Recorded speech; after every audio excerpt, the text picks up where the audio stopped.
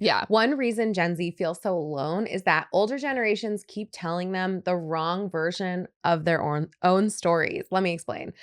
According to one Harvard psychologist, in interviews, people who went to college in the 1970s say they remember feeling confident and certain about their futures, but recordings of them at the time in the 1970s show they actually felt just as uncertain and lonely as kids today. So psychologists say it's because we tend to forget the messy middle and only remember the highlights and the ending, something called the peak end rule.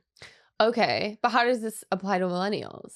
So we're still in the messy middle. We're in the thick of it with Gen Z, and we Okay. haven't had time to compress a lot of our lived adult experience the same way Gen X or the boomers have. Yeah. But eventually we too will probably romanticize earlier chapters of our adulthood once they're past them. That's funny. I feel like millennials are so real that like that's not true. Like I feel like I will still be like 85 and be like, no, it was hard. Maybe. I had a hard time. We are we are kind of downers sometimes.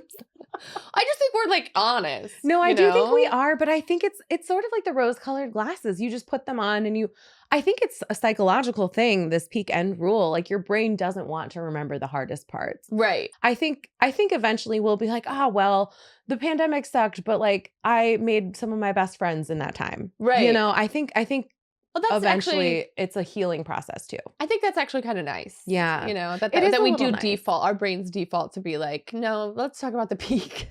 Right. I do think that's a little bit, I think that's nice. I think that's maybe healthy, but it is important to remember how you felt if you're talking to like your kids or whatever about like, oh, they're not working hard or they shouldn't feel so worried about the future. Yeah. I think it's important to be like, I think we all felt this way at some point. Mm-hmm. Hopefully it's not worse than it was before, though it might be. And and like help them realize that everyone kind of goes through this.